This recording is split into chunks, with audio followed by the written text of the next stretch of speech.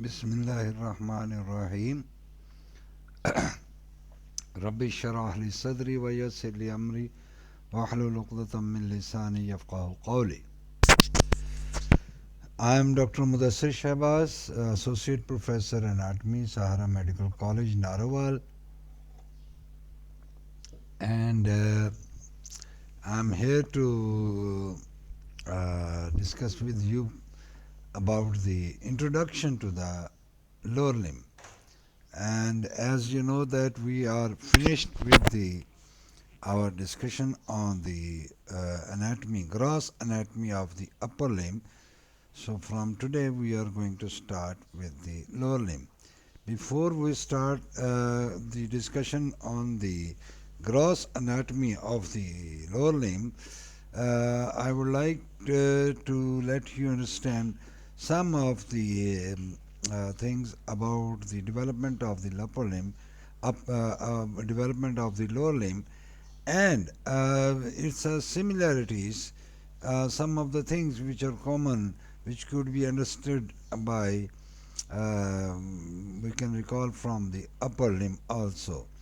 So in this slide we see that the limbs, they are birds from the anterolateral part of the trunk and the lower half of the body, and these because of their anterolateral projection, it's occurring in the 8th week. The in the animals we have seen that they walk on the four limbs, both upper and lower limbs, but human, they walk only on the lower limbs, and the upper limbs, they are off the ground and they are meant to do manual works from the hand with the hands, and the lower limbs, they are required for walking, running, playing, etc.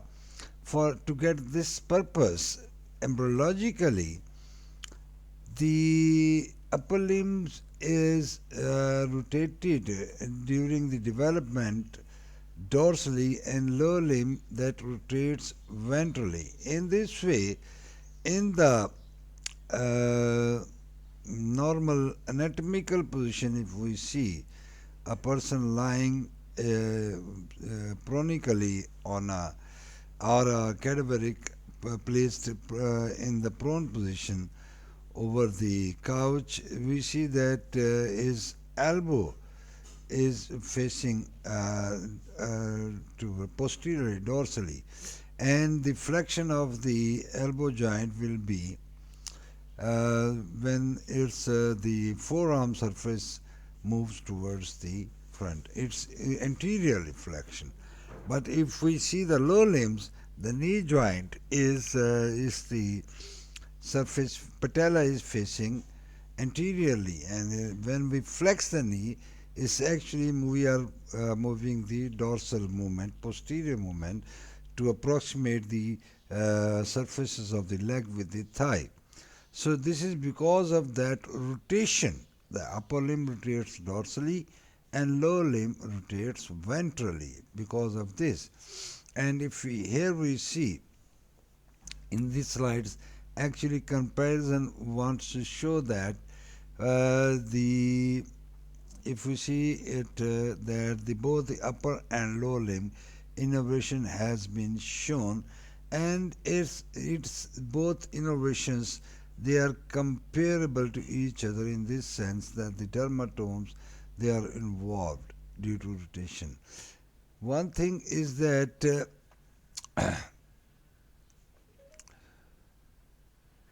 to start with the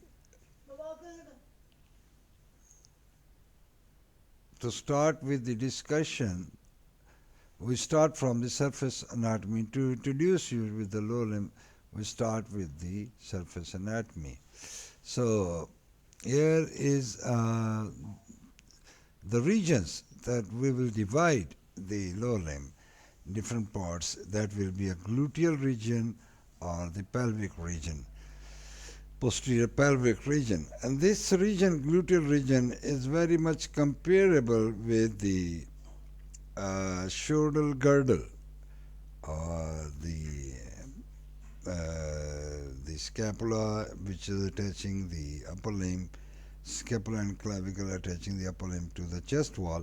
Here is the gluteal region, which is having iliac bone, the hip bone, iliac crest, and the gluteus maximus, which is attaching it to the upper limb, which is attaching to the trunk, the lower pelvis.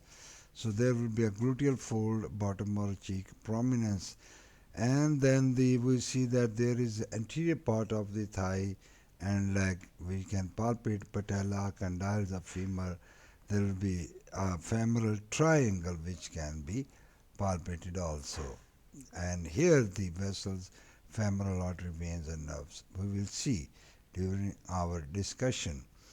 So we see that the posterior part of the leg, popliteal fossa, where is a diamond-shaped fossa behind the knee is located, and it is showing the boundary, and also the calcaneum is showing here. So these are the two bones, the tibula and fibula, with their properties. Now, every limb is composed of a skeletal components and muscles then, and there are neurovascular bundle which is supplying that region, and then the joints which are between the bones, their arrangement, their types. We will see briefly how in the lower limb the skeleton first is, and what type of muscles are there, how they are placed in our body in the lower limb. A very brief introduction to you is firstly the skeletal composition. These are showing, here is showing the bones of the lower limb. That is, here we see a bone which is actually forming also part of the pelvis, connecting the pelvis, forming the pelvis, connecting posteriorly with the sacrum, anteriorly with each other through the pubic symphysis, and this bone is called the hip bone. And you will study the hip bone in both in the lower limb also and in the pelvic region also. But here is the pelvis. Through this pelvic bone, the femur is attached to the trunk through this pelvic bone. We can compare it with, as we have seen, the shoulder girdle. So it will be called as pelvic girdle, through which the femur is making a joint with the hip bone, and then the hip bone is attached with each other and to the sacrum, to the trunk wall. So it's because the lower limb has a function of locomotion, it has to carry the entire body weight, it will support, and which will provide the muscular attachment. So we divide from, if we do not include the hip bone in it, so divide the component into thigh including femur, knee including patella, the leg which is having tibia and fibula, and the foot which is having tarsal bones, 7 tarsal bones, metatarsal bones, forward to that, and phalanges. 7 tarsals, 5 metatarsal, and 14 phalanges. So we can compare this arrangement with the upper limb in this sense that if there is femur in the lower limb, there is humerus in the upper limb. There are 2 bones in the leg, tibia and fibula, and in the upper limb we have seen the bones, that the radius and ulna. And in the foot, if you see tarsal bones, so these are comparable with the small bones of the at the wrist, small bones of the hands, and then the metatarsals, and then the phalanges. So the thigh region, we have the femur. We will discuss the hip bone, and I have told you that the hip bone will be discussed both with the lower limb and as well as with the pelvic region. So the thigh region, femur, is the largest, longest bone, lot of stress, and it is medially, and it is oblique one.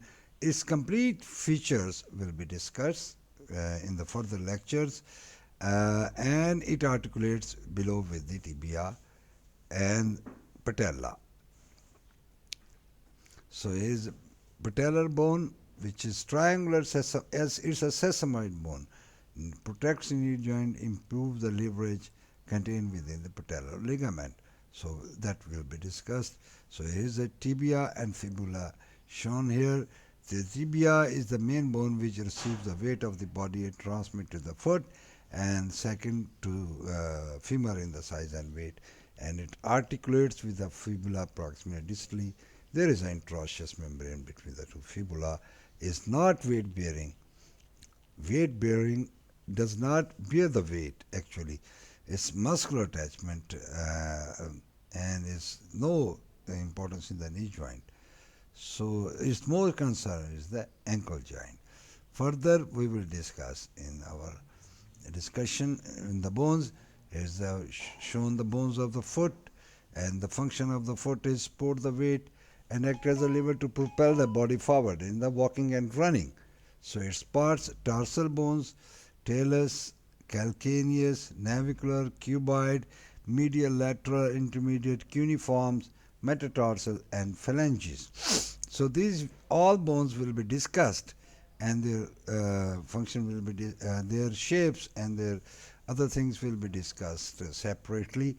So here we see the arches of the foot. So there are three arches: medial, lateral, and transverse. We will see how they are formed and what's their importance actually, why the arches are required, and how they are formed, which bones are taking part, how they are strengthened. So these bones are joined with each other and forming the joint. First of all is the hip joint, which is just like the shoulder joint is a ball and second. Then is the knee, just like the elbow joint in the upper limb is a hinge type. And in the knee joint is again two joints at the knee. One is with the femur and the tibia, and other is the femur and patella. So these are different type of joint. We will discuss how they are formed, and obviously all they are the synovial joint, and we will discuss as further details.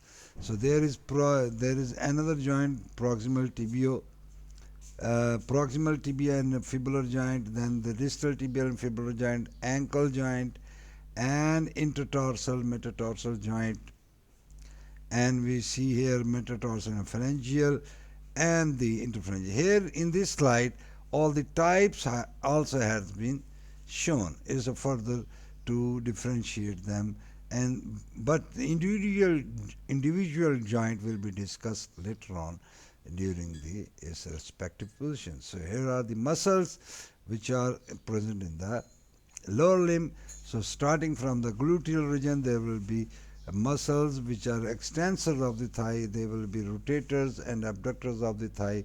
They are mainly in the gluteal region. In the anterior compartment of the thigh, there will be flexors, extensor of the knee joint, flexor at the hip joint, and there will be adductor compartments which is quite strong in the lower limb. Medially, that's adduct the thigh and rotator of the thigh. Then there is the posterior compartment of the thigh, and that will obviously extend the thigh and flex the leg. Here you see the anterior compartment will extend the knee joint, but the posterior compartment will flex the knee joint and flex the leg. Is opposite to the if we compare it with the elbow joint, it's opposite to the upper limb. Why? Because of that first slide we have seen, that is the rotational element that occurs in the early embryonic life, in which the lower limb rotates ventrally, so that the compartments, they are the anterior compartment, it will extend the leg, and the posterior compartment will flex the leg in the lower limb. But in the upper limb we have seen that it's an anterior compartment, it's mostly the flexor, and is the posterior compartment which is the extensor one. Here is the opposite one. So here is a gluteal region, gluteus maximus, medius, minimus. We will see how they are inserted, how they function. Here is a brief description. If you see it clearly, you can appreciate it. Then is the tensor fasciality, how it is attached, the fascia, then the anterior compartment of the thigh showing the muscles, rectus, quadriceps, four muscles, tendons, rectus femoris, vastus lateralis, vastus medialis, vastus intermediate is origin, insertion, and action, and a very important muscle that is the sartorius muscle, ribbon-like muscle, which is very important, very much asked in the exam. That is sartorius muscle. We will discuss in this, and these all are innervated by the femoral nerve. Now, iliopsoas is another muscle which is actually coming from the abdomen, and down into the through the pelvis into the lesser trochanter of the femur. So that will be also discussed. Then there is the adductor group, means that will adduct the thigh. There is a longus, brevis, and magnus. Of most important is the magnus. Then is the pectineus, with a short muscle, and gracilis muscle, which are the main adductors. So if you see the posterior compartment, hamstring muscles, they are very, very important functionally, and the main nerve is the sciatic nerve. And we see here there is shown the origin, insertion, action, and flexion. But these hamstring muscles are functional very, very much important, because clinically, when in the games, in the playing footballers and others, it's the hamstring muscle which are mostly stretched and tears off during the game, which causes great damage to the player, and they are very much important to the players. So muscles of the leg in the anterior compartment, lateral, posterior compartment. We see anterior compartment, there will be extensors. So if we see in the upper limb, in the forearm, the anterior compartment are the flexors. But here, the anterior compartment, they are the extensors mainly. In the lateral compartment, there were two muscles. They are comparable with the brachioradialis and extensor carpi, radialis, longus, and brevis. Here, the fibularis and the fibularis, longus, and brevis, they can be compared with them. But here, the function, action, is the eversion and inversion of the foot. Eversion, we will discuss it, but because in the upper limb we have seen the movement of the wrist joint is the movement of the proximal, and radioulnar joint is the pronation and supination of the hand. But here there will be on eversion, and there is no pronation or supination, but there is eversion and inversion. We will discuss during our lectures on the lower limb. Then the superficial posterior compartment, here is having triceps, soleus, gastrocnemius, soleus, and the plantaris. These are named as triceps, sori, and they are located posteriorly, but they are mostly, if you see here their action is flexion, plantar flexion. So in the upper limb, the posterior compartment was the extensor, but here they are the plantar flexors. So D compartment having popliteus, then in the flexor digitorum longus, flexor hallucis, tibialis, and posterior, and they are all innervated by the tibial nerve. So here is the cross section showing the anterior and posterior compartments. Then in the innervation, if we see, there was in the upper limb there was the brachial plexus. Here in the lower limb is the lumbosacral, means lumbar and sacral plexus. The lumbar plexus is L1 to L4, and it's mainly in the psoas major muscle, and mostly it supplies anterior. Sacral plexus is L4 to S4, and it supplies mostly the posterior structures. So we'll see how these plexuses are formed and how they supply. The lower limb is same as the ventral rami of in the upper limb. We have seen the ventral rami of C5 to or C4 or C5 to T1 is a ventral rami. Here also will be the ventral rami, but they are from the lumbar and sacral region. In the lumbar plexus L1 to L4, in the sacral plexus L4 to S1. Here we see the formation of the lumbar plexus. And its main branches are the femoral nerve, obturator nerve, lateral cutaneous nerve, genitofemoral nerve, and these nerve of the lumbar plexus.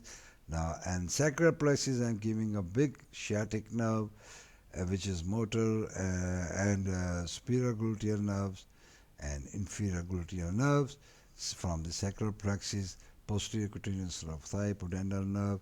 Pudendal nerve is mainly goes to the perineal, perineum also from the sacral region. Now the vasculature, which is supplying the lower limb. So we see that in the abdomen there is from the main aorta is a common iliac artery, and common iliac is then dividing into internal and external iliac. It's mainly the external iliac which is supplying the lower limb, and this external iliac, internal iliac is going inside internal pudendal, cranial and caudal gluteal, superior inferior gluteal, obturator, but main of supply is the external iliac, which is giving mainly to femoral, changing to femoral when it enters into the lower limb, and deep femoral, that is same as profunda brachii nerve artery given in the upper limb from the brachial artery. Here from the femoral artery, a deep femoral means profunda femoral artery. We can say profunda femoral artery, which is supplying into the adductor compartment, and femoral then becoming the popliteal, and when it go to popliteal fossa, and then it will be supplied to the limb by anterior posterior branches. So, but in the upper limb we have seen the two branches of brachial artery, that is the radial and ulnar, but here the branches are anterior and posterior tibial from the, that is the main femoral artery, and they will be supplying the foot up to the foot in the manner very much similar in the upper limb. And then there is at the last the veins. There will be deep veins and superficial veins. The arrangement of the veins is somewhat different and more complicated, but more important in the lower limb than the upper limb.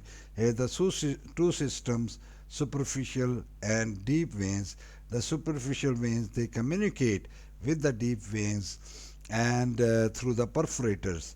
You know that the veins in the lower limb, in the calf region, which are present within the muscles, they are also named as a peripheral heart of the body, because by the compression of these muscles, the blood is pushed upward towards the heart from the lower side and passes through the iliac veins, then into the inferior vena cava, and then into the heart.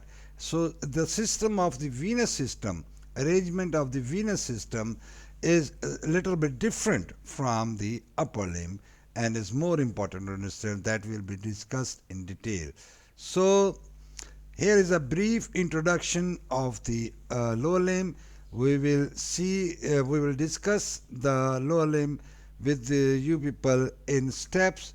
First, from standing from the gluteal region, we will divide into different regions. That is the gluteal region, then is the thigh, front and posterior back of the thigh, the bones in each region, that is the femur in the thigh, then the muscles, arrangement of the muscle, attachment of the muscles, then the blood supply and nerve supply of that part of the lower limb, that is thigh separately and the leg separately, and the courses of the veins, arteries and nerves in that region, and then the special things which will be arranged. So inshallah we are going to discuss with you people each by thing separately. So here is a brief discussion to show you the things in the lower limb, and thank you very much. Allah Hafiz.